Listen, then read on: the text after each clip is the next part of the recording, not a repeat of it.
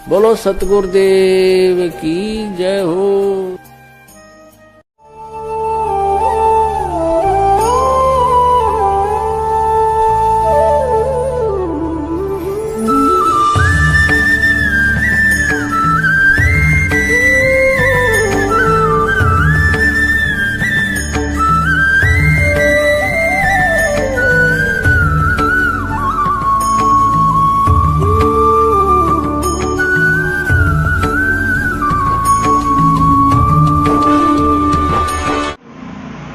बंदी छोड़ सतगुरु रामपाल जी महाराज जी की जय हो। परमेश्वर की सभी प्यारी आत्माओं को पवन दास का सत्साई। पुण्यात्माओं, एक समय सतगुरु रामपाल जी महाराज जी ने अपने भक्तों को कुत्ते और गधे का उदाहरण देकर दुष्ट लोगों के स्वभाव को समझाने की कोशिश की थी कि गधे के शरीर पर चाहे कितना ही चंदन का लेप कर दो फिर भी वह कूड़े करकट में लौटना नहीं छोड़ता है, और कुत्ते को चाहे लाख बार गंगा स्नान करवा दो फिर भी उसकी पूंछ टेढ़ी की टेढ़ी ही रहती है।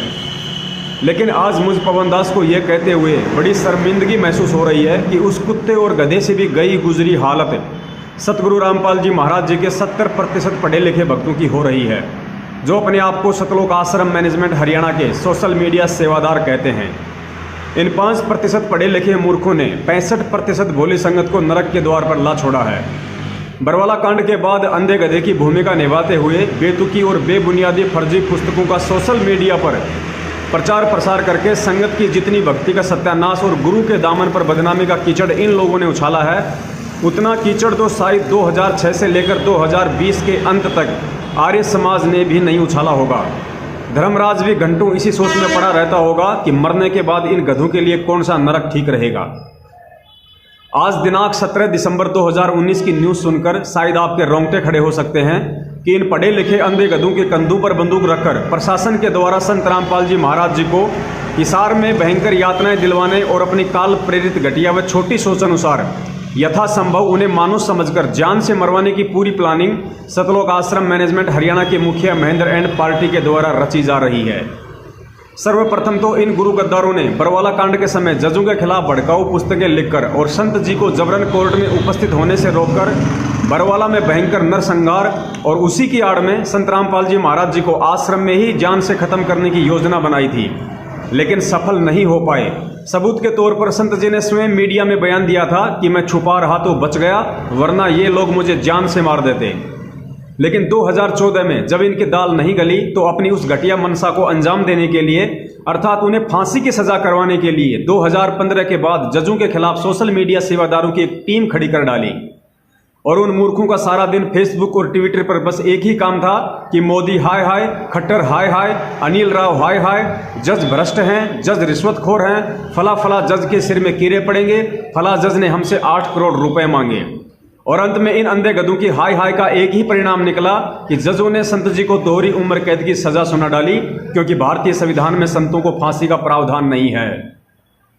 लेकिन गद्दार महेंद्र और उसकी टीम को तो संत रामपाल जी महाराज जी को आजीवन उम्र कैद होने पर भी संतुष्टि नहीं मिली, तो फिर से इन शेख तकी के वंशजों ने उन पढ़े लिखे अंधे गधों को सोशल मीडिया सेवा के लिए रिचार्ज किया और 2019 में जज देशराज चालिया के खिलाफ एक बेहद भड़काऊ भाषा युक्त सरासर अन्याय नामक पुस्तक छापकर उसका प्रचार प्रसार करवाना शुरू कर दिया। आपको बता दें, जज देशराज चालिया वही जज है जिसने संत रामपाल जी महाराज जी को उम्र कैद की सजा सुनाई थी। अब आगे का वीडियो ध्यान से सुनने लायक है। जज देशराज चालिया की संत रामपाल जी महाराज जी से कोई दुश्मनी नहीं थी। उसने जो भी फैसला सुनाया सबूतों के आधार पर सुनाया, क्योंकि 4 साल के ट्रायल में सतलोक आश्रम मैनेजमेंट हरियाणा के सभी वकील गद्दार महेंद्र के इशारों पर मुंह पर ताला लगाए हिजड़ों की तरह कोर्ट में चले जाते और बाहर आकर अपने बाप महेंद्र से नौटंकी की फीस ले जाते। तो अब आप ही बताइए कि संत रामपाल जी महाराज जी को निर्दोष साबित करने वाले सबूतों के अभाव में जज और क्या करता।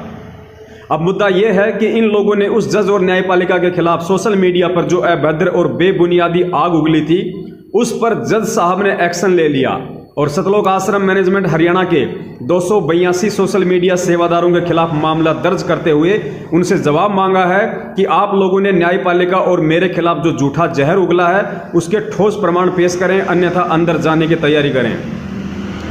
तो पुण्यात्माओं, कोर्ट में जज और न्यायपालिका की भ्रष्टता के खिलाफ कोई ठोस सबूत पेश करने के बजाय इन गद्दार सतलोक आश्रम मैनेजमेंट हरियाणा के अंडरग्राउंड मुखिया महेंद्र ने एक भाड़े का वकील खड़ा कर दिया।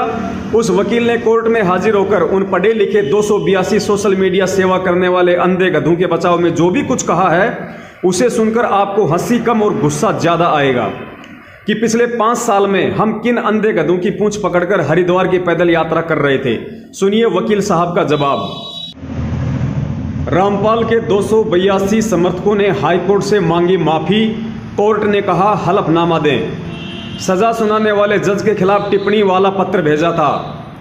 चंडीगढ़ हिसार की जिला अदालत द्वारा रामपाल को 4 महिलाओं सहित एक बच्चे की मौत का जिम्मेदार मान उम्र कैद की सजा सुनाने वाले जज के खिलाफ अपमानजनक टिप्पणी करने वाले पत्र मामले में रामपाल के 282 समर्थक हाईकोर्ट में पेश हुए और माफी मांगी।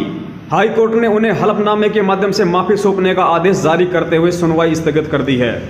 रामपाल के समर्थकों ने हिसार जिला अदालत द्वारा रामपाल को उम्र कैद की सजा सुनाने वाले जज सहित जिला अदालत के अन्य जजों पर आपत्तिजनक टिप्पणियां पर रामपाल के समर्थकों ने हाईकोर्ट को पत्र भेज दिया था। पत्र पर इन सभी के हस्ताक्षर थे। इस पत्र पर संज्ञान ले इन सभी को तलब कर जवाब दिए जाने का आदेश दिया था। सोमवार को ये सभी समर्थक हाईकोर्ट में पेश हुए और कहा कि यह बेहद शर्मनाक बात है कि न्यायपालिका पर इस तरह की टिप्पणियां की जा रही हैं।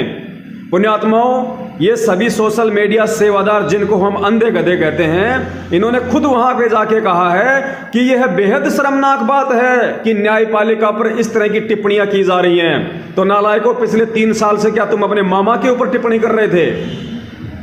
कोर्ट ने कहा था कि इस प्रकार का व्यवहार बर्दाश्त नहीं किया जा सकता।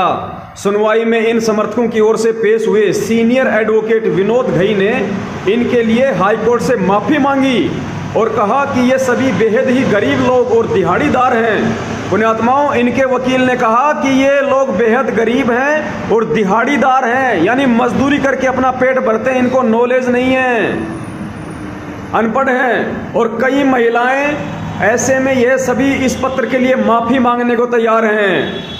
इस पर जस्टिस दया चौधरी एवं जस्टिस मीनाक्षी आई मेहता की खंडपीठ ने कहा कि ये सभी न सिर्फ लिखें बल्कि पत्र माफी मांगें, बल्कि भविष्य में ऐसा ना करने का आश्वासन भी दें।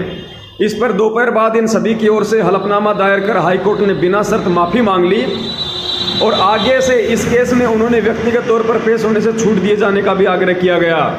हाईकोर्ट ने हलफनामे में कई खामियां बताते हुए इसे नए सिरे से 3 दिन के भीतर कोर्ट की रजिस्ट्री में दायर किए जाने का आदेश भी दिया है। साथ ही इन सभी समर्थकों को 29 जनवरी को मामले की अगली सुनवाई पर पेश होने को छूट भी दे दी है।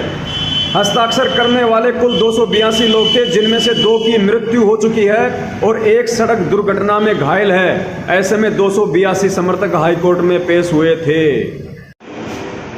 पुण्यात्माओं, अब इसके आगे दास इस अंधी, गूंगी, बहरी, पोलियो ग्रस्त, अपंग और मानसिक गुलाम संगत को केवल इतना ही कहेगा कि और बढ़ चढ़ कर दान करो अपने इन गद्दार बाप दादाओं को, ताकि ये लोग उस निर्दोष महापुरुष को जेल में यातनाएं दिलवाने के लिए इन जजों के खिलाफ उल्टी सीधी पुस्तकें छापकर उनका प्रचार करते रहें। और जब कोर्ट कोई एक्शन ले तो तुम्हारे ही दान पर एक भाड़े का वकील खड़ा करके उनकी ओर से माफी मांगी जाए कि जज साहब माफ कर दीजिए, आपके खिलाफ गलत प्रचार करने वाले ज्यादातर लोग अनपढ़ और दिहाड़ीदार हैं। यदि किसी सोशल मीडिया सेवादार की माँ इस वीडियो को देख रही होगी तो 101% अपनी आंखों में आंसू भरकर यही सोच रही होगी कि कौन सी मनुष्य घड़ी में यह कंसरूपी बीज मेरी कोख में पड़ा था, जो आज गुरुजी को बदनाम करने के लिए गद्दारों के इशारों पर कुप्रचार में लगा हुआ है।